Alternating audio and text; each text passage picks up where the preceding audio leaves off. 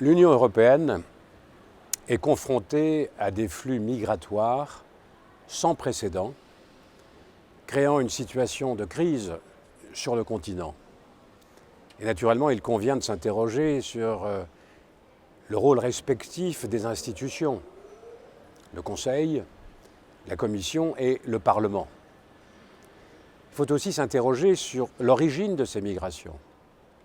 Nombre d'entre elles sont liées au sort des Africains dans l'Afrique subsaharienne qui viennent en Europe chercher des conditions de vie plus satisfaisantes, plus conformes à leur espérance.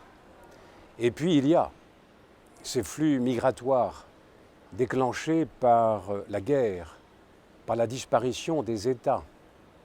Et là, on peut dire que l'Europe a sa part de responsabilité parce que certains États sont intervenus aux côtés des Américains en 2003 en Irak, les printemps arabes en 2011, la Libye, la Syrie.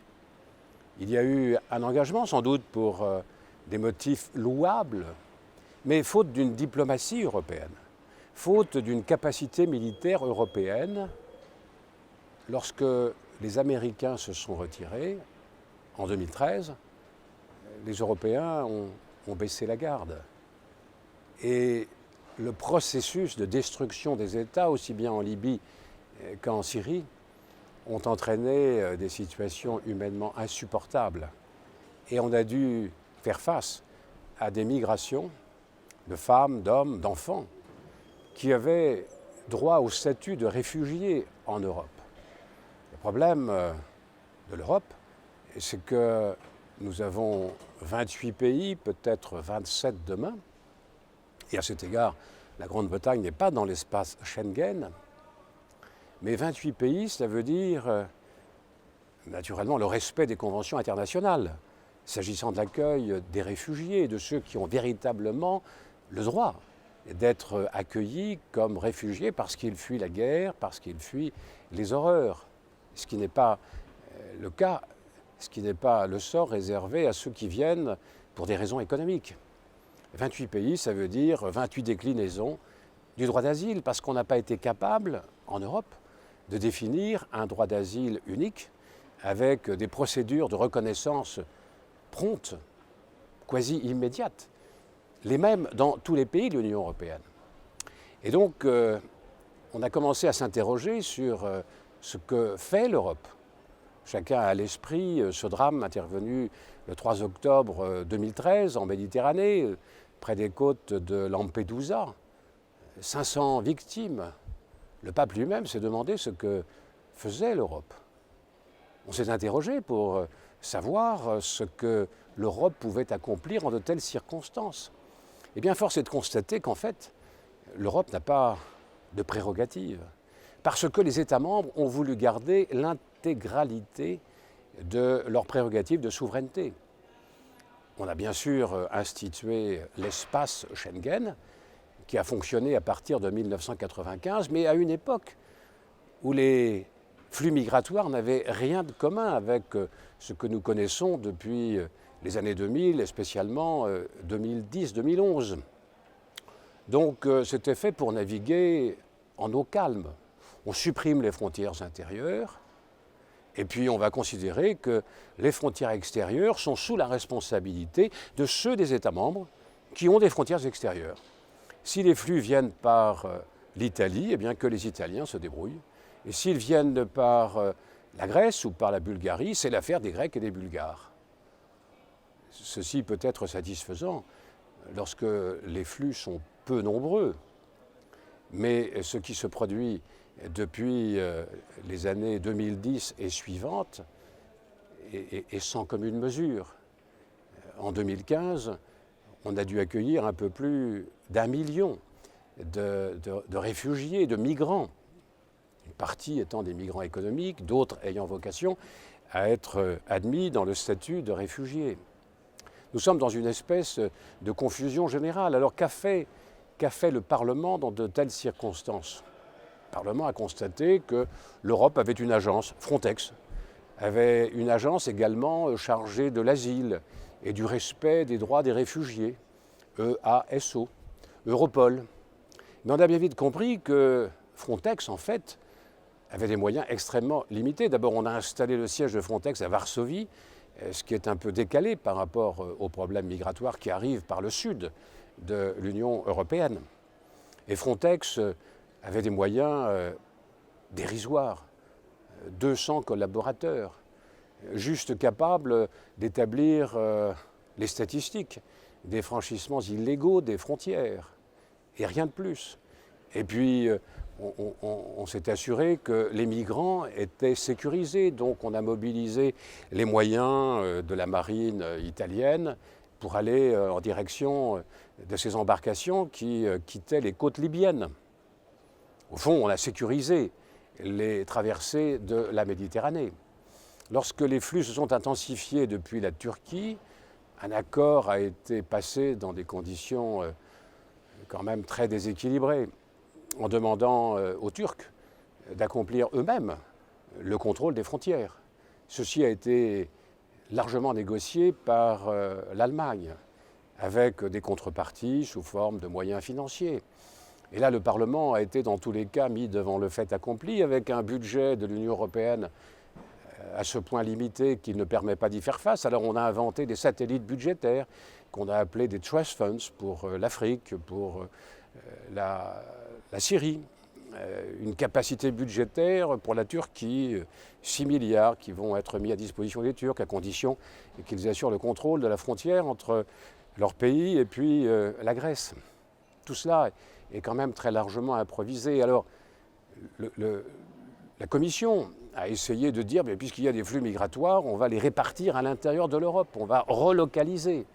Le Parlement en a pris acte, a prévu les moyens budgétaires pour faciliter la relocalisation, venir en aide à ceux des États qui accueillent des réfugiés. Mais certains États s'y sont opposés, d'autres ont posé des frontières, des barrières. On a vu Schengen mis en péril par le retour des frontières nationales.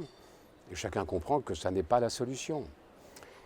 Un accord vient d'être scellé, que le Parlement a approuvé à la fin du premier semestre de cette année, et qui fait qu'aujourd'hui, 6 octobre, un corps de garde-frontières et de garde-côtes est institué.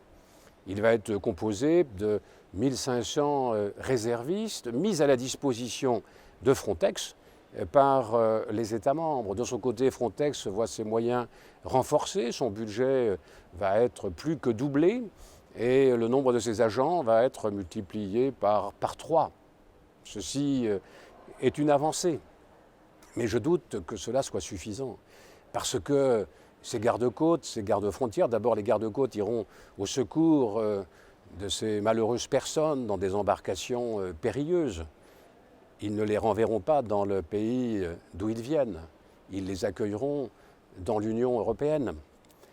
Les gardes-frontières interviendront à la condition que les États membres le veuillent bien. Il n'y aura pas de possibilité d'intervenir lorsqu'un État estime qu'il peut s'en sortir tout seul. Donc on voit bien la fragilité de ce système. Au fond, l'Europe n'est pas gouvernée. Et les États membres ont gardé l'essentiel de leurs prérogatives de souveraineté, comme s'ils étaient encore capables de les assumer effectivement. Et malheureusement, ils donnent bien souvent en spectacle leur impuissance politique. Et c'est cette impuissance qui avive ce qu'on va appeler le populisme, ce qu'on va appeler l'euroscepticisme, parfois même l'europhobie. Donc, ne nous méprenons pas. Le Parlement, dans ces circonstances, a des moyens qui sont modestes. Modestes parce que les États membres ont gardé l'essentiel de leurs prérogatives.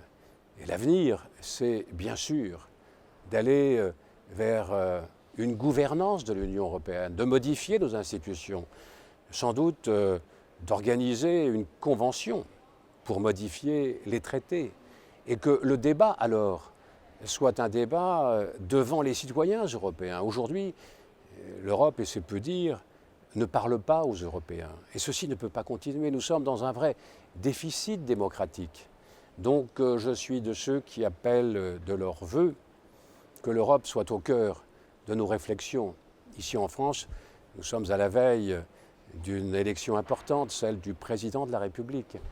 Je voudrais que dans les débats préélectoraux, l'Europe soit au cœur des problématiques. Nous sommes dans la globalisation, dans la mondialisation. L'homme a envahi la planète. Et donc, nous ne devons pas nous méprendre ce monde, nous devons l'organiser. Les migrations sont l'expression de cette globalisation.